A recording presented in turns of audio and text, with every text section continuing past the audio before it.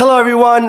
Welcome to Barca News. It is August 2nd, 2023, and TV3 in Barcelona are reporting that the club's expected cash injection has failed. Also, there's currently a dispute between Musa Sissoko, who's Dembele's agent, and Barcelona, which could end up in court with judges having to determine who's right. And finally, Barcelona could accelerate the arrival of Vitor Roque from Brazil. We have a lot to discuss, so let's dive right in. Welcome everyone to Barca News' live stream, which is on every Mondays and Wednesdays at 7:15 p.m. Eastern Standard Time. As usual, I'll do a segment of news, and I'll head to the chat section to get a discussion going and answer some of you guys' questions. For those of you who will be watching the live stream when it ends, I will be putting timestamps in the description and also chapters in the timeline. That way you can skip through that discussion if that's what you want to do, because I know some people like the shorter content. And of course, please make sure to hit that like button, subscribe to the channel. For those of you who are looking for any Barcelona jerseys or merchandise, make sure you hit the Get Back. The link is down below in the description. Now, yesterday I did post 2 videos. For those of you who didn't notice, I did one video, but it was way too long. It was going to be 20 minutes. There was a lot of news. So I split it into 2. So there's 2 videos yesterday. In case you didn't notice, if you only watched one, make sure you go back and watch the second one. Now, having said all of that, let's begin, because yesterday Barcelona played the final match of the USA preseason tour, which was against AC Milan. Of course, Barcelona was set to play against Juventus, their first match, which got canceled because of virus. Then they played against Arsenal, which we lost 5-3. Then we beat Real Madrid 3-0. And yesterday, Barcelona beat AC Milan 1-0, finishing this tour with another victory. So that's 2 victories and 1 losses. And I have to say that I was really happy with the team's performance. I think everybody performed really well. I think we're seeing a Barcelona that's much more solid than last season. They're much more compact. They associate much better. They move the ball around much quicker and, again, much better with the triangulation. They cause a lot, create more danger. So I'm very, very happy from what I'm seeing from the team so far. It was a great performance against Real Madrid, and it was even a better performance against AC Milan. And these are top European teams. These are not friendly matches against, I don't know, Leganés or something like that. These are friendly matches against important teams, and Barcelona have been able to play really well. Now, of course, it is still the preseason, but nonetheless, I think if Barcelona can keep up this momentum, can build upon this momentum, I have no doubt that we have a team that's capable of competing in the Champions League. I'm not saying we're going to win the Champions League or we're going to win the treble. I know a lot of people like to get excited and hype themselves up. I don't think that's the situation, but I do think we should be able to at least qualify out of the group stage and make it to the knockout stage in the Champions League. Now, as far as individual performances, once again, another great match by Oriol Romeu. Oriol Romeu, I said this before and I will say it again. When Barcelona were negotiating the signing of the contract of Romeu, I said this guy is going to quiet a lot of people because he is a solid pivot. A lot of people were hating on him, saying that no, Barcelona were making a mistake. But once again, another extremely solid performance by Oriol Romeu. For me, he was probably one of the top 3, maybe if not the top player on all the squad. He is very solid defensively, blocking shots, intercepting passes, doing great coverage of the midfield, supporting other players as when they had the ball. He was all over the midfield, coming back down to defend, going back up. I mean, this guy was simply amazing to watch. As soon as the opponent would get the ball, Oriol Romeu was on that player instantly. I don't know how he does it, but Oriol Romeu is proven to be one of the best signings that Barcelona have made in recent years. And the reason I say this is because Barcelona only paid 3.5 million euros. 3.5 million euros for a solid player, probably one of the best pivots right now in La Liga, and someone who is giving you immediate performance with no need to spend a whole season adapted to the Barcelona style of play. Now, what I like about Romeu is not only is he a solid pivot who gives Barcelona a lot of defensive solidity in the midfield, but the fact that he's so solid defensively speaking is improving the performance of Frankie de Jong, because this was another spectacular performance by the Dutch midfielder. We saw it against Real Madrid We're seeing it again today. We're seeing, yesterday. We're seeing a Frankie de Jong that has a lot more freedom to roam the field. He's all over the place. He goes up, comes down. He's on the right. He's on the left. He's in the middle. He's everywhere. And I think this is thanks to Oriol Romeo, because Frankie de Jong is feeling more confident to be able to dribble with the ball and push forward, knowing that Oriol Romeo got his back. He's right behind him, that if Frankie de Jong loses the ball, no problem. Oriol Romeo is right behind him, ready to recover the ball. And we saw that happen on several instances. So not only is Oriol Romeo improving the midfield by his own performance, but he's also improving the midfield by allowing someone like Frankie de Jong to do what they do best, which is drive the ball and dribble the ball and push forward. So very happy with the match of Oriol Romeo. Like I said before, this guy's going to quiet a lot of people. He's been doing it. He's going to continue to do it. Great signing by Barcelona. Another player who impressed me a lot in yesterday's match was Ansu Fati. I said this against Real Madrid. I don't think Ansu Fati necessarily had a great match, but I was starting to see kind of like more confidence, more flashes of brilliance. I was seeing Ansu Fati trying more things, and yesterday was no different. I think we're seeing again an Ansu Fati who's a lot more confidence than before. This doesn't seem like the Ansu Fati who just came back from injury, who's afraid to try things, who was afraid maybe to get hurt. Not at all. We see an Ansu Fati who's completely committed, who tries things out. And I think he's starting to come back. I don't want to jinx it. I don't want to speak prematurely, but Ansu Fati is starting to look really good.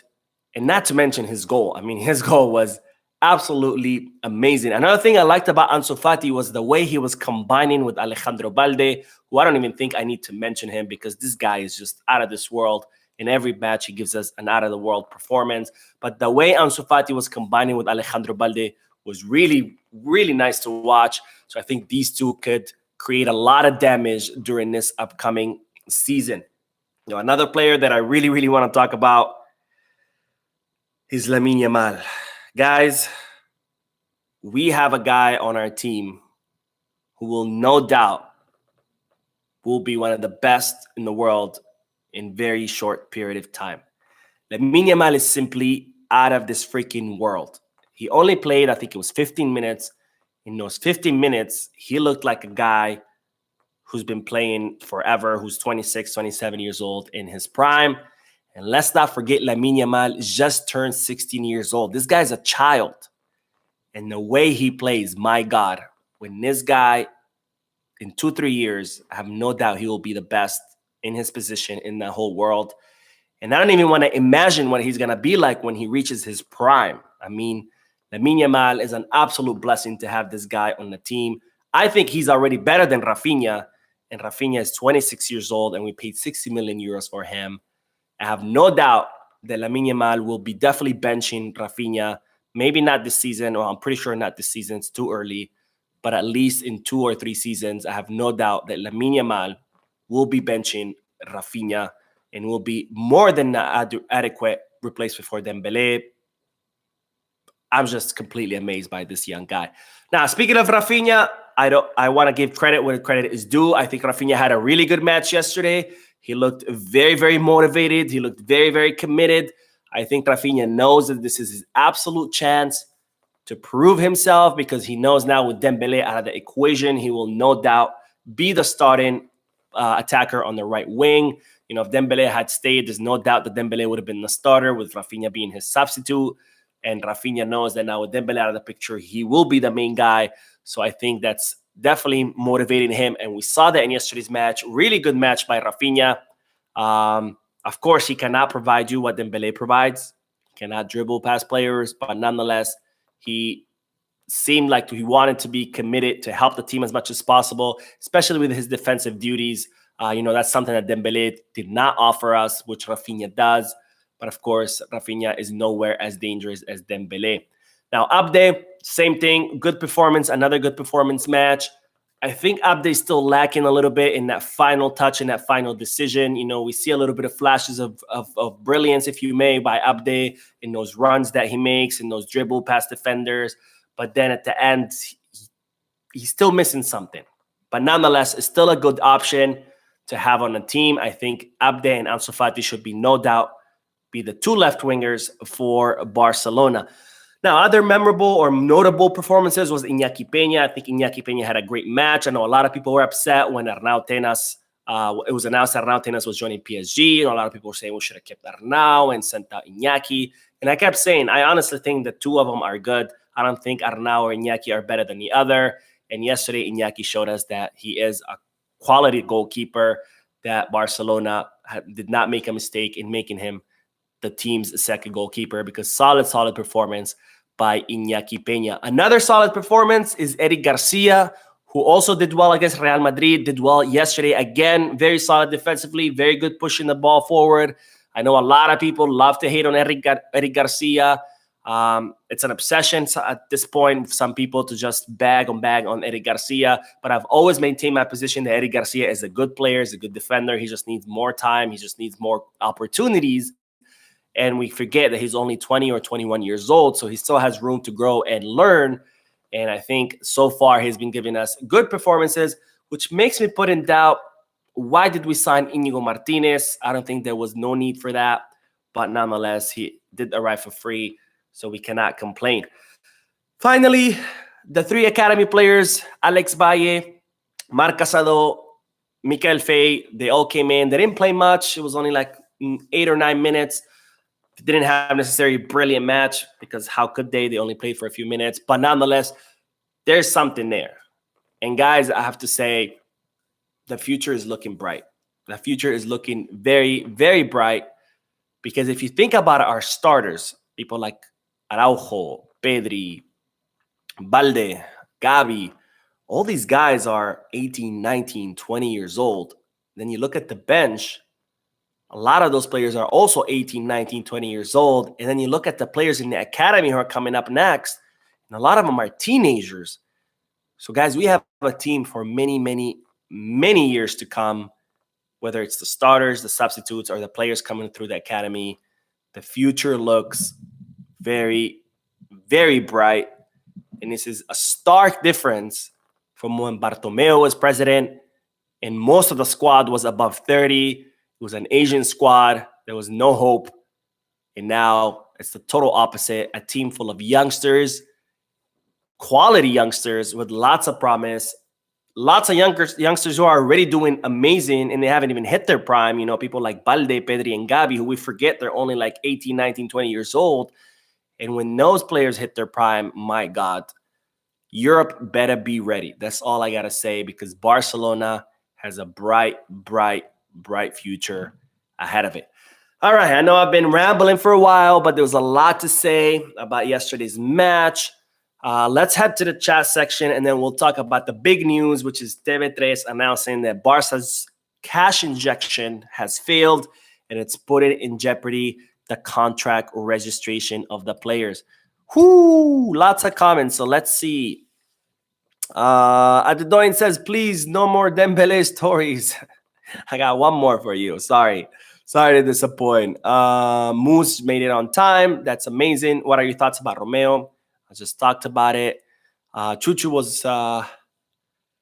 is admitting that Romeo's good. I'm glad you do, Chuchu. I know you kept saying he was going to be Hector Bellerin, and I told you that's not the case now with Romeo. Let's see. Football Barcelona says, greetings from the Netherlands. All right. What's up? I always listen to you every day. I appreciate your efforts. Thank you. Oh, my God. I'm still a little bit sick, and I feel a sneeze coming through. Sorry. It went away.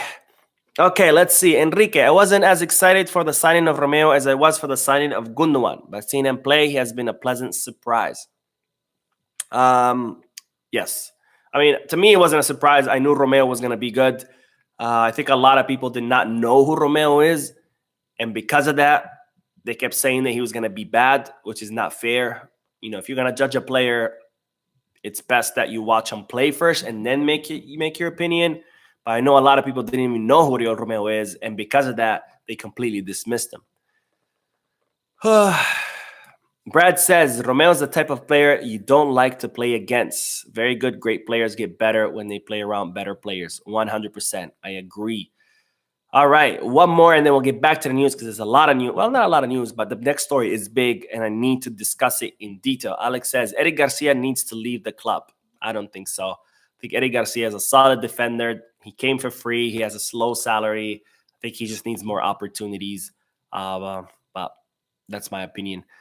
All right, let's talk about the next story because today TV3 broke the news that Barcelona's cash injection had failed.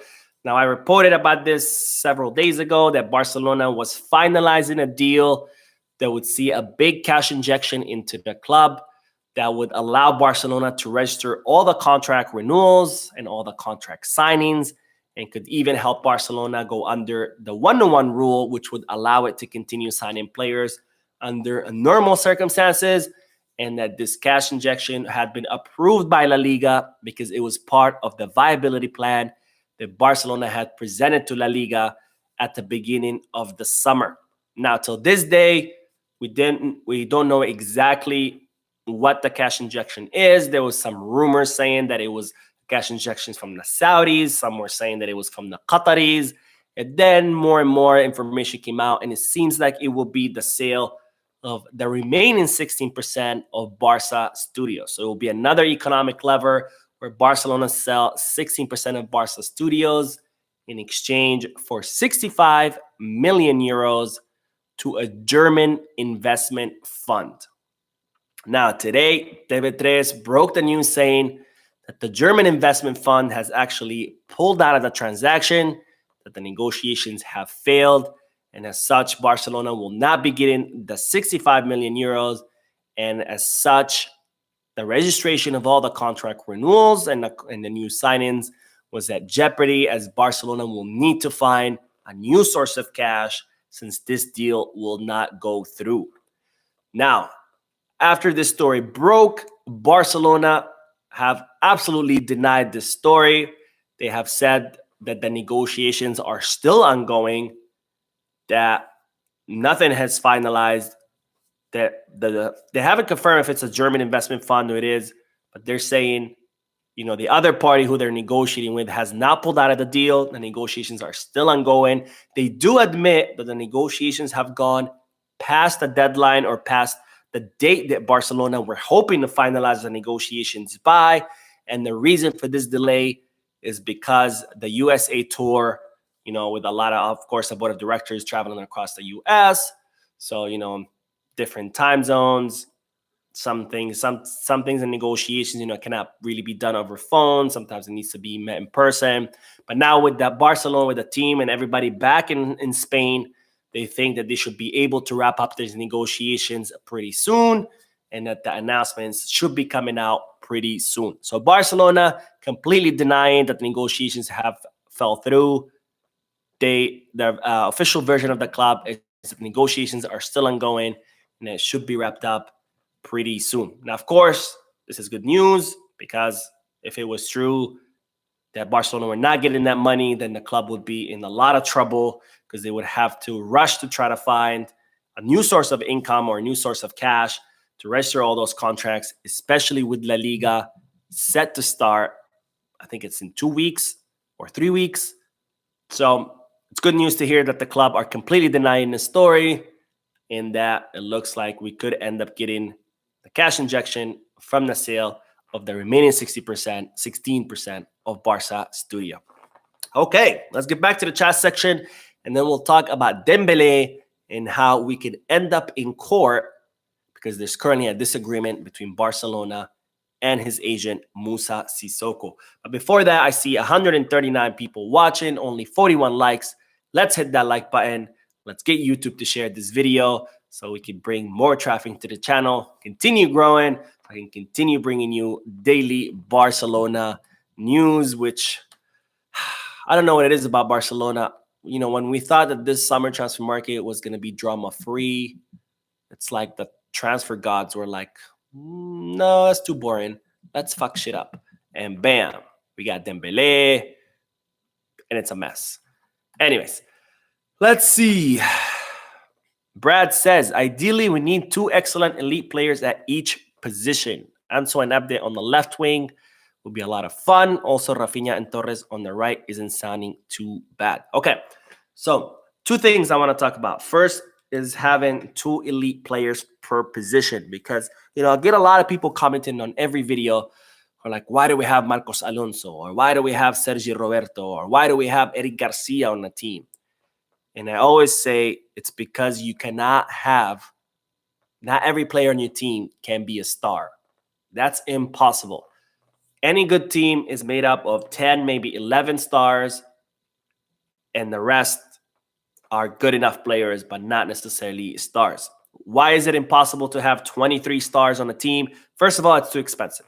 You're talking about expensive transfer fees, expensive salaries, bonuses, variables, etc. The only way a team could have 23 stars would be someone like PSG or Manchester City, who have unlimited oil money, right? And even PSG don't have 23 stars. They have a lot. They have a bench full of nobodies, right? Second of all, it's not practical because that locker room would absolutely implode. If you had 23 stars on a team, they're all going to want to play. And if they don't play, they're not going to be happy. And it's a lot of egos to deal with. And that locker room would absolutely implode. The third reason why you couldn't have a team full of stars is because maybe you can pull it off for one season, but then after that season, you will lose most of those players, or at least half of those players. Because if you have 23 stars on a team, only half are going to be able to start. The other half are going to want to start. And when they don't get that opportunity, they're going to want to leave, because stars want to play. And if they don't play, not only are they not getting playing time, but it's also hurting their pocket, because at the end, their market value starts to go down. So if they go to another club, that's a lower salary, lower bonuses, lower variables. And of course, their marketing cachet also goes down. So Nike is not going to want to pay you $10 million to advertise their clothing when you're not even playing, when you're on the bench, right? So having a team full of stars is not possible in football. What you need is 11, 12, maybe 13 stars, and the rest are players who are substitutes, who are okay with being substitutes and who have no problem with that. Players like Sergio Roberto, like Marcos Alonso, like Eric Garcia, those kind of players. So that's why we have those kind of players on the team. I know people always like to ask, why do we have these guys? Blah, blah, blah. That's why. The other thing I want to touch real quick is, yes, I think after last night's match, I really don't think we need to sign a replacement for Dembele. And I say that because as far as the attack, I think we can have Abde and Ansu on the left. We can have Rafinha with maybe Lamine Yamal playing some matches on the right. And then we can have Lewandowski as our center forward, with Ferran Torres, who is refusing to leave, as his substitute. Because so far, Ferran has played as a center forward, both against Real Madrid and AC Milan. And I've liked him much better as a center forward than on the left wing. Plus, even if you want to give, Lamine Yamal not as much playing time, just to take, to protect him, you can also have Ferran Torres rotating with Rafinha on the right, because after all, that's his natural position. Ferran Torres' natural position is on the right, not on the left. So after yesterday, I really don't think we need to sign anyone, except, of course, for a right back. We do need a right back ASAP, emergency. But I think we should be good with what we have. Anyways, that was a very, very long answer to a comment. I apologize. But let's get back to the news real quick, because I don't want this live stream to be too long. I'll do a lot more comments at the end once I'm done with all the news. But let's get back to the news, and let's talk about Dembele, because there's currently... Why did I put my glasses back on? What is going on with me? Dembele could end up in court with Barcelona. Now, why do I say that?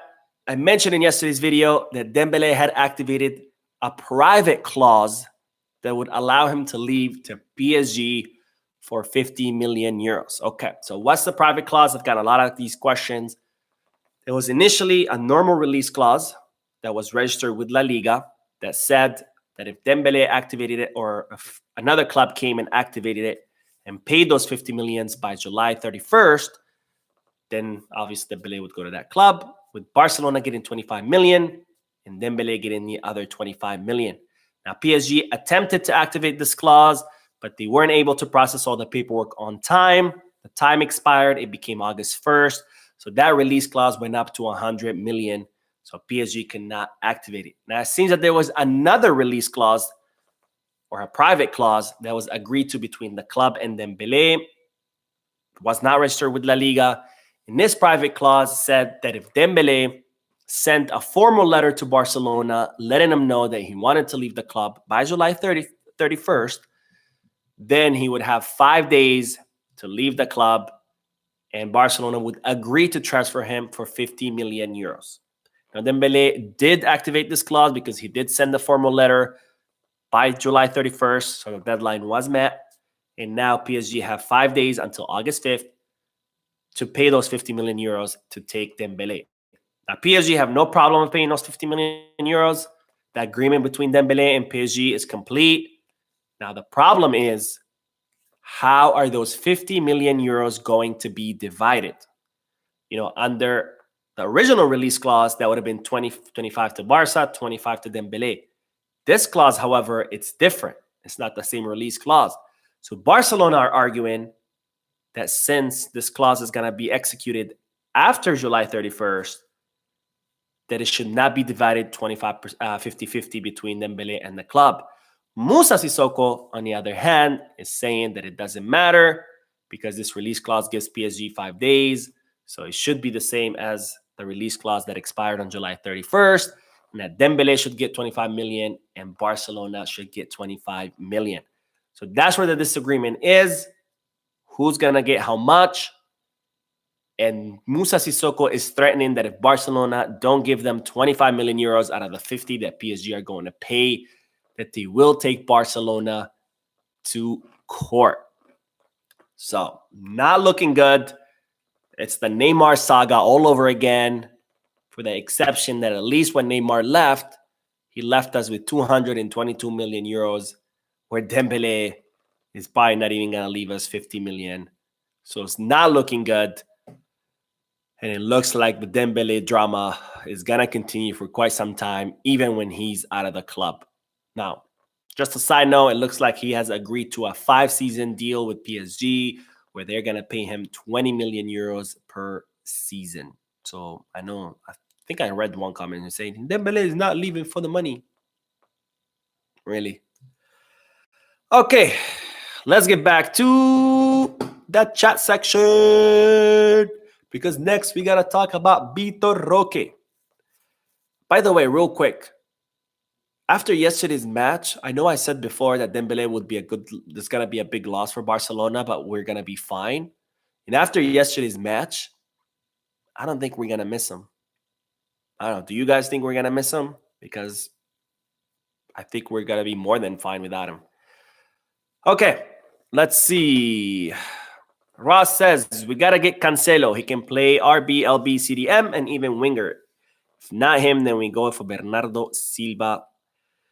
And Fresneda, we need one big-time player. Okay, so Cancelo, that's Xavi's request. Xavi wants Cancelo. Barcelona will be approaching Manchester City in the upcoming days to try to, gauge the feeling. Is Manchester City are they okay with letting Cancelo come on loan? Because, of course, Manchester City want to get rid of him permanently and to see how much would it cost for the transfer fee. So this is going to happen, not the signing, but the approach will happen because Xavi wants Cancelo. Why does Xavi want Cancelo?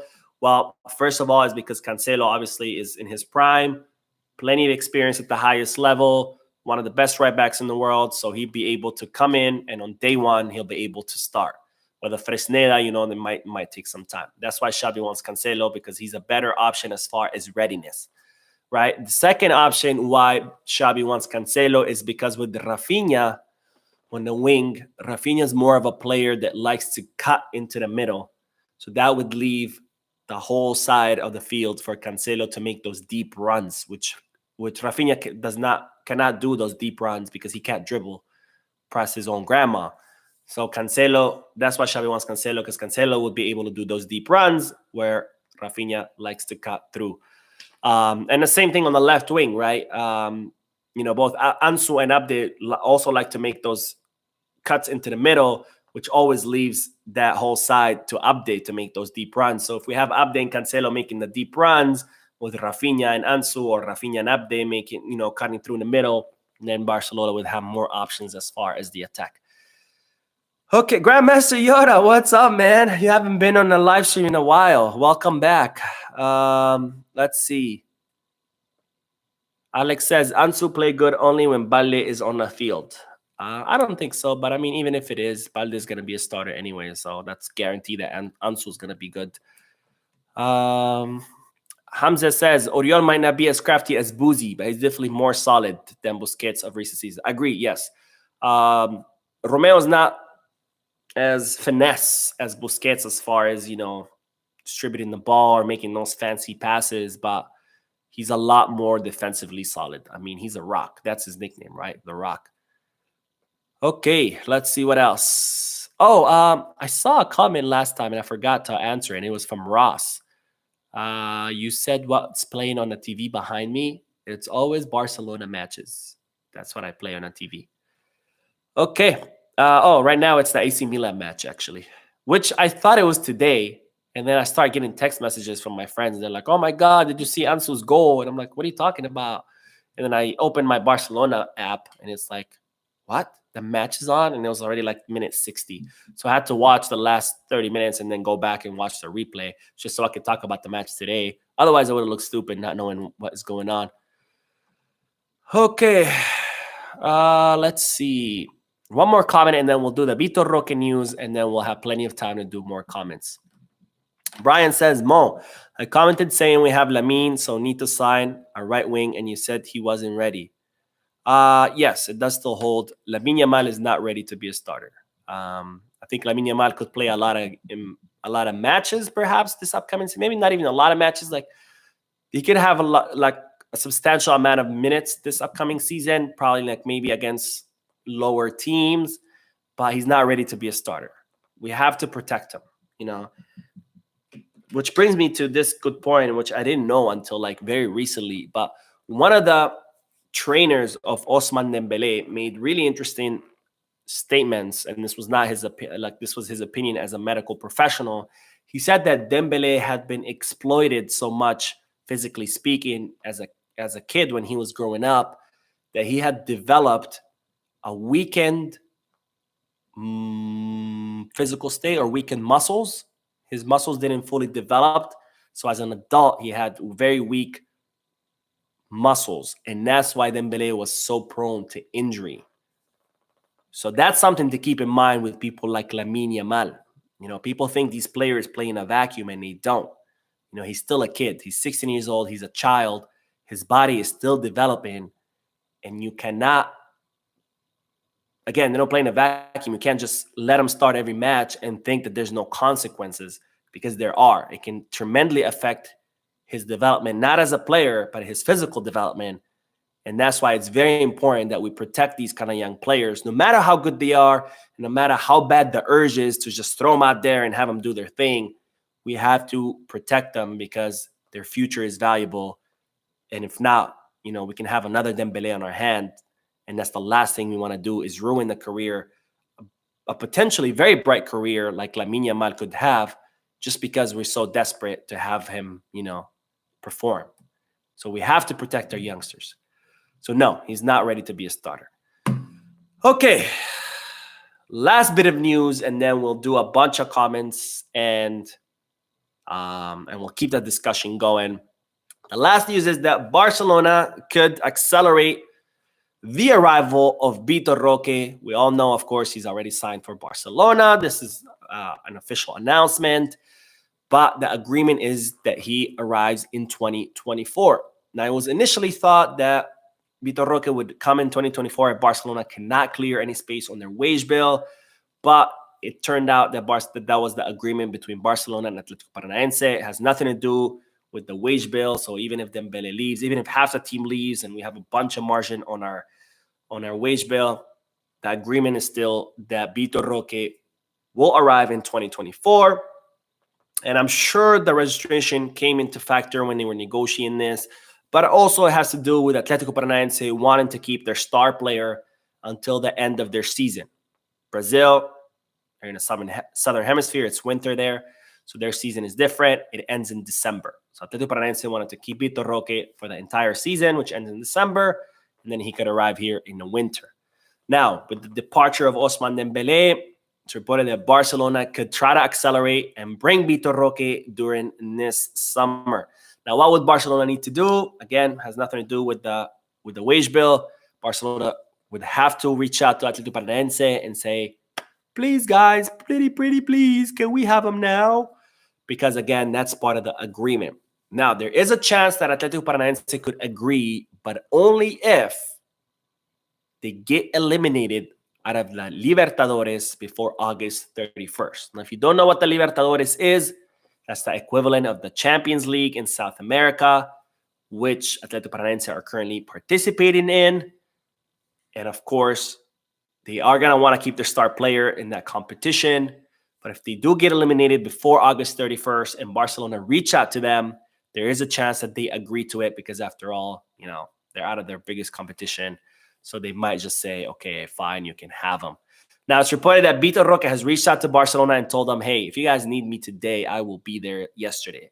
This guy is just dying to come. He doesn't care about the Libertadores. He doesn't care about anything. He just wants to come to Barcelona. So we know that the player is definitely willing to come this summer. Obviously, Barcelona would like to have him this summer. So it would all be up in the hands of Atlético Paranaense whether they would be able or be willing to part with their star player this summer transfer market.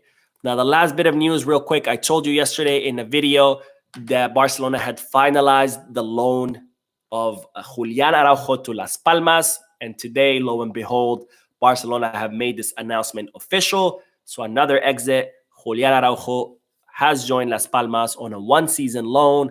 This was a request of García Pimienta, who used to be the Barca Athletic coach and who requested the signing of Julián Araujo. I think this would be a good loan because Julián Araujo will get to play finally not only European football, but first division football in La Liga, so we could see, if he's worthy, because, it would suck if we had offloaded him permanently without giving him a chance. This season would be a big test for him to see whether he has what it takes to be Barcelona's right back. And if he does, what better coach to train under than García Pimienta, who used to train Barca Athletic. So if Julián Araujo ends up being, yes, he is good enough, then he'll come back to Barcelona ready to start, because not that he just spent the whole season playing first division football, but also he just spent for a whole season playing Barcelona style of football. So we'll see. I'm not keeping my hopes too high, but who knows? He could surprise us all. All right, that's all the news, guys. We still have a few more minutes so we can do a bunch of comments, a bunch of questions, and then we'll wrap it up. Wow, today's live stream, man, this Dembele, it takes a lot of time to talk about him. We're already 37 minutes. Or maybe it was the match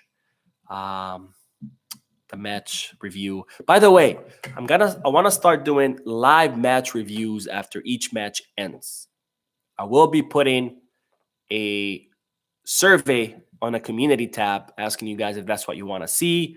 So make sure as soon as it goes up to answer, I want to see what you guys think about me doing live streams right after each match ends, just so we can discuss the match, how the players perform, be a lot more loose structure, just kind of see what everybody thought about the match and each player's performance. Probably mostly it's going to be La Liga matches, just because Champions League matches are during the week, which I work, but I think it'd be a good idea. Chuchu says Lewandowski has been poor. Lewandowski always disappears in the preseason. I'm not worried about it. He didn't do anything last preseason either. I'm sure once he starts the season, he'll be fine. So I'm not worried about that one little bit.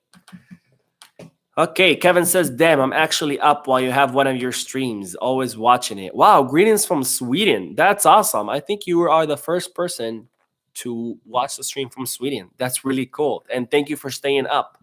Sweden is one of the countries I would love to visit. Definitely in the summer, though. I don't want to go freeze. All right. Theophilus says, Culés should not worry about negative news about Barca. Some news outlets take delight in perpetrating falsehood. I agree. Yes. This is one of the main reasons why I decided to start the channel. Because, yes, unfortunately, there are way too many media outlets who just love to talk crap about Barcelona. It's their hobby. It's their sport. And hopefully I can be part of this movement to combat that. Okay. Phoenix says, why don't we switch Des with Fresneda and Cassie with Chiesa? Because other clubs have to agree to that. We can't just be like, here, you're taking Des, whether you like it or not. Doesn't work. It doesn't work like that, Real Madrid have to actually want Dest. for us to make a swap. And plus, Dest is gonna wanna go to Real Valladolid, which I highly doubt he's gonna want to go to second division. Okay, Crispy, you're late, man. Come on. It's okay. I forgive you, Crispy. Amin S. Jarju says, let Barcelona allow Dembele to leave. I mean, they are. It's not really up to us. Vinix says, why don't we... Oh, wait, I already said that. My chat moved. Mark says, of course, Dembele isn't leaving for the money. He loves PSG and the rich history and the clear, amazing sporting project. Yeah, you know, he wants to help PSG win their 20th Champions League. That's why he's leaving. Brad says, if we go for Cancelo, it is a sign that we are putting all our eggs into winning everything this year. Next year, we will be lacking a right back again. I agree. Can we both get Cancelo and Fresneda? I don't think we have enough margin on our wage bill to get both, because I think all the salary that Dembele would clear with his departure, I think it would be taken up completely by Cancelo. So Barcelona would need to do more offloading for Fresneda. So I don't know if we can get both. Also, Fresneda said he waited for Barcelona because Fresneda wants some minutes. He's not like demanding he wants to be a starter. But one of the reasons he rejected Dortmund is because there were no guarantees that he would get playing time. So I don't know if Fresneda would be happy signing when he knows we also signed Cancelo, because that means his minutes are going to be very, very extremely limited. All right. Ross says, I sent your video link to my cousin in Belgium to watch and like your video. If everyone sends your video link to a friend or family, the channel get twice the likes. Thank you. Thank you, Ross, for doing that. And yes, if you guys want to recommend this channel to other people, please do. And let's keep growing together. All right. Chuchu says, get my boy Vitor ASAP. Mo, talk about Lewandowski's poor play. I already did, so we're good. Richard says, any updates on Gabi? No updates. It's still the same. Supposedly he has a back problem. Hopefully it's nothing serious. The club won't say much. They're just saying that he has a back problem. And let's see. What else? We'll do a couple of more, and then we'll wrap it up. Let's see. Where did this thing moved again on me? Let's see. Where did it go? Kevin says, if we get Cancelo, Fresneda, and Roque, we would be unstoppable. Maybe. I don't want to hype it up. I think we should be able to compete in the Champions League, but I don't want to be like, we're going to win a six-tuple, because it's too early. Let's not forget that this is still a brand new project. Okay, and Ross says, do the post-match live review if Barca wins when we all amped up and not pissed. Yeah, because then if I do it when we lose, I'm going to be pissed. And all right, I think that's it, guys. Thank you for tuning in, for your comments. As always, you guys have always amazing input. And for your likes, even though only half the people watching have liked it. Let's hit the like button, guys. But anyways, I'm just kidding. Thank you guys for tuning in. I will see you in tomorrow's video. Hopefully good news. Hopefully we hear that Barcelona stumbled upon a chest buried under the Camp Nou that holds €1 billion and it's going to solve all of our problems, and that Mbappe and Haaland both want to sign for Barcelona, and all good news. All right, guys, have a good night or good morning wherever you are. And as always, Visca Barça.